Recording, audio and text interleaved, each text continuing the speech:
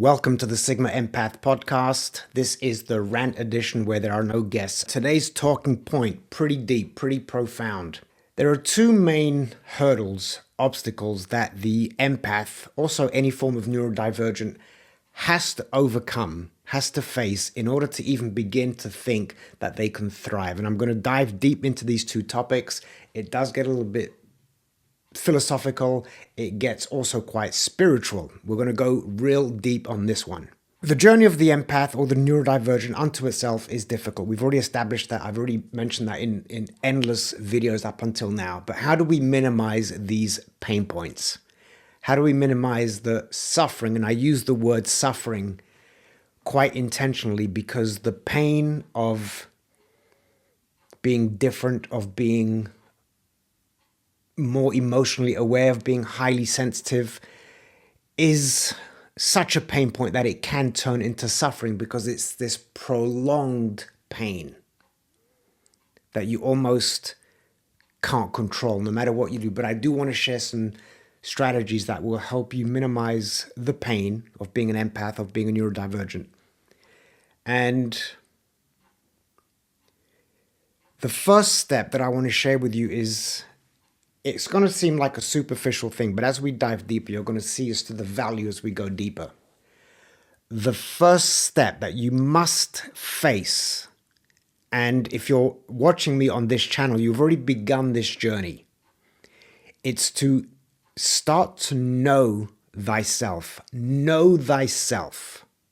Now, I don't mean on a superficial level. Yes, I'm from Belgium, I'm so-and-so tall, I've got this color hair, I like apples and soccer and tennis. I mean going really deep into the core of who you are. Truly understanding what makes you tick, what motivates you, what hurts you, your core values, what are you protecting, who do you want to become, what do you want to become, and why. And as an empath, these questions, when we provide the answers, means we've gone inward.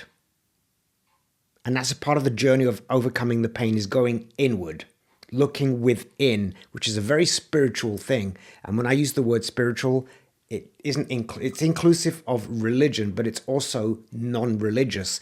Being spiritual is simply of the spirit. Again, it doesn't include, it can include, but is not limited to religion. The reason why I say that is because depending on where you're born will determine the religion that you subscribe to, that you are a member of. Whereas being spiritual doesn't matter where on the planet you were born, you are connected to the divine source. You are connected to the higher power, whatever that higher power is for you. It will just have a different name. It will have different guidelines. It will have different limitations. It will have different punishments. So that's why I'm excluding religion, simply so that it's inclusive of everybody. So it's understanding who you are. And now the next level to that, part B of that, is what are you? So you're on this platform, you know you're an empath. And when I say you know you're an empath, I don't mean, again, the typical traits. I'm highly sensitive. I'm a bullshit reader. I attract the not. No, I don't mean on that level. I mean going much deeper. What does it really mean to be an empath? What does it really mean to be neurodivergent? And the example that I'll use why we suffer in this search is that, and I've used this analogy before. You're a dog. Let's pretend you're a dog and you're raised by cats. You were raised in a family of cats and all you know is cats. You were nursed by an adoptive cat. You're surrounded by cats, and your entire life, you even try to meow like a cat. You do all the habits like a cat. You try to throw up fur balls like a cat. But somewhere along the line, you can look in the mirror and look, hey, I look different. But you haven't really gone deep inward to understand I'm not like them. Yet my entire life, I've pretended, I've wanted to fit in. I've wanted to be accepted by the cats. The way they all seem to get along and they all think the same and they all interact the same. They all like the same food. But I've been fighting it this entire life because I didn't acknowledge, I didn't know that I'm a dog. And dogs have an innate different spirit, an innate different nature, a different way of being, a different way of showing up on planet Earth. They have a different purpose. Really, this is what I mean by going deep. What is the reason why you are here? When I say who are you and what are you, it also includes why are you here? There is a purpose why your spirit has been given this physical body that doesn't align with the rest of society. There's got to be a deeper meaning, and that's the spirituality aspect of it. There's a deeper meaning to why you are different. But you have to dig deep and understand and that you are different. But again, the challenge for the empath and all neurodivergence is that throughout our life, we're programmed to fit in. And for the most part, we do, until you reach a certain level of awareness where you realize this feels wrong, but you don't yet know why it feels wrong. And you're searching.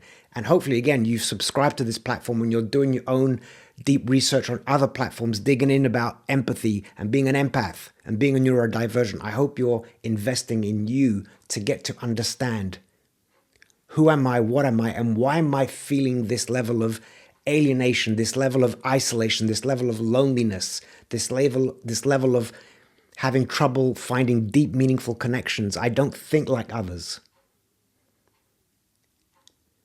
And so again, in that search, go even deeper.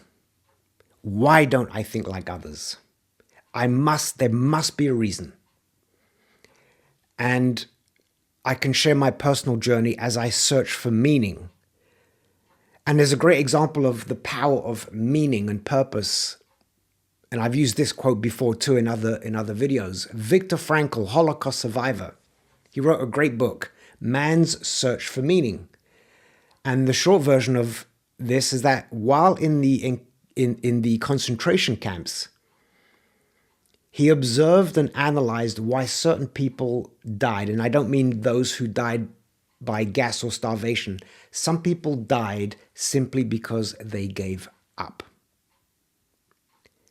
Their soul died. Their sense of value died. They gave up. And what kept him alive? This is what kept Viktor Frankl alive.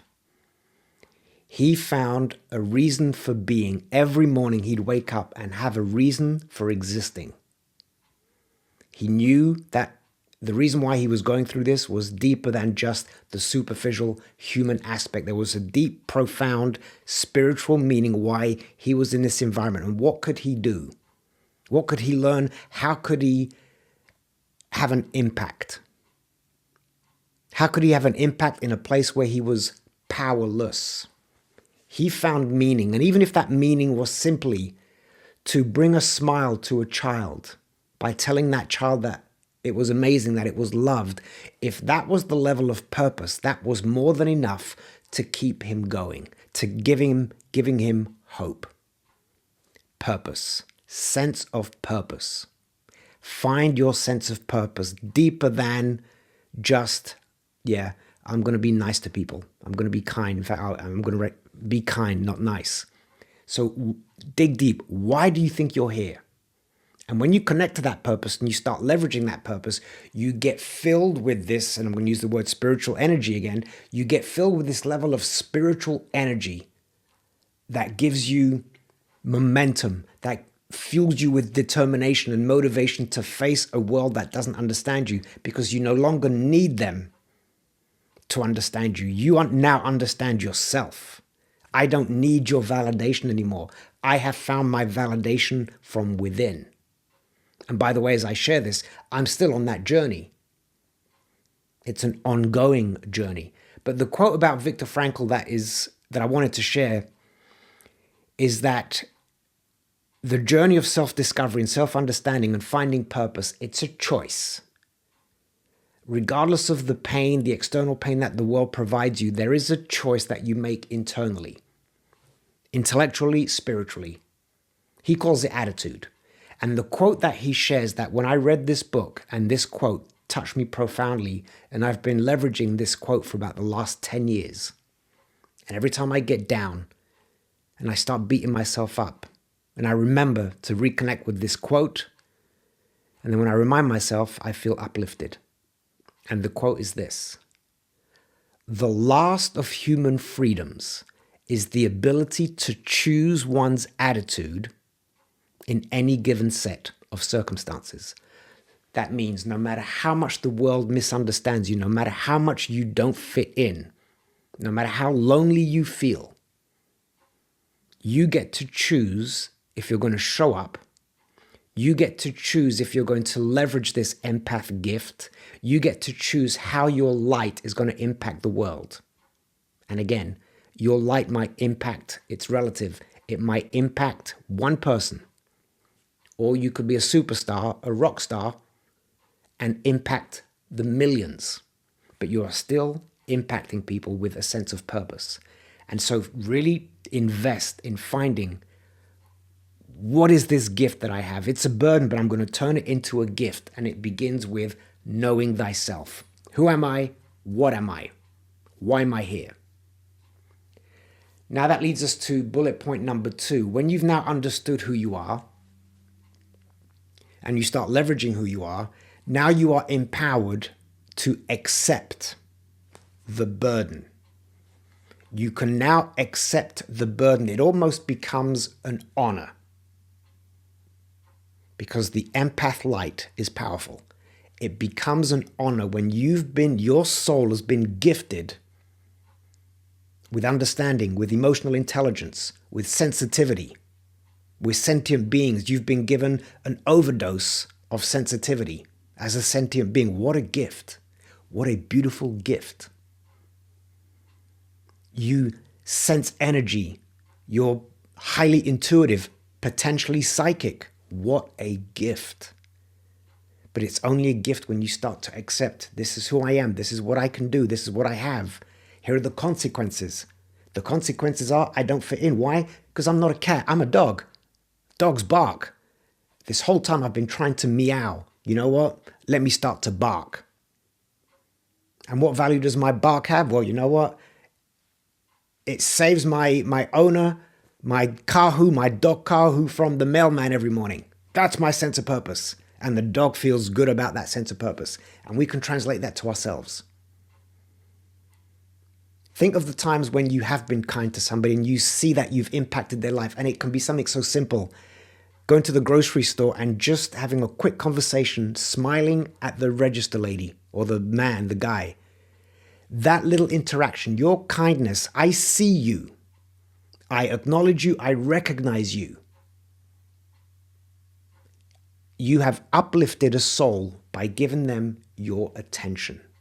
Why? Because you're sensitive. That is a beautiful, beautiful thing.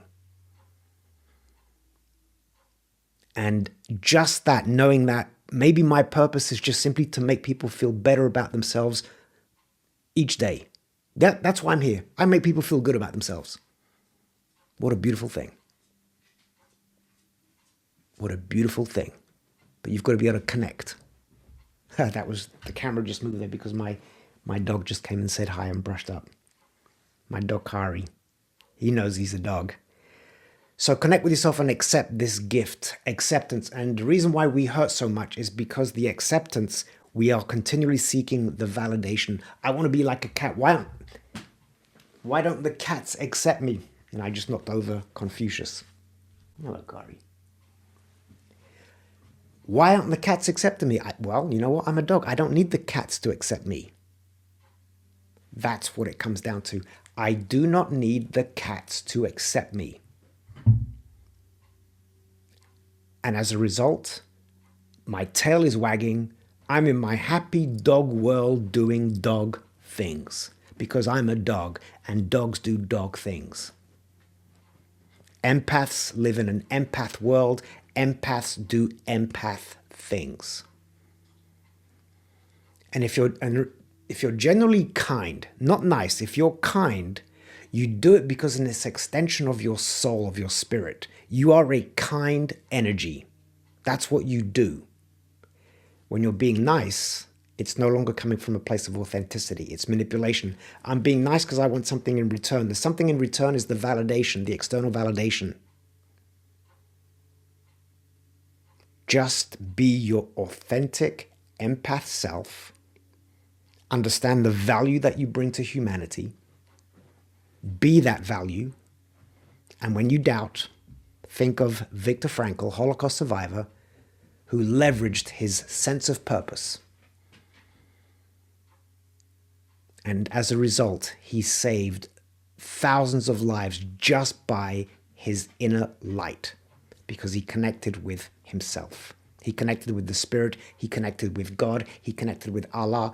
Whatever that label is that you want to fill in, which is again why I said to spirituality, because we all have different labels depending on where in the world you might be listening from.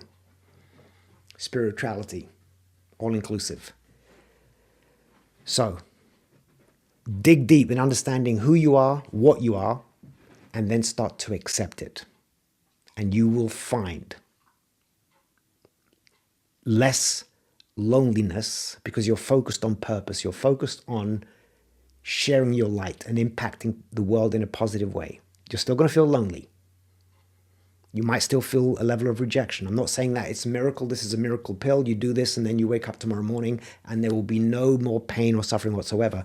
It's about minimizing the pain and optimizing your superpower. Everybody, thank you for listening to the Sigma Empath Podcast Rant Edition. My name is Germaine. Thank you.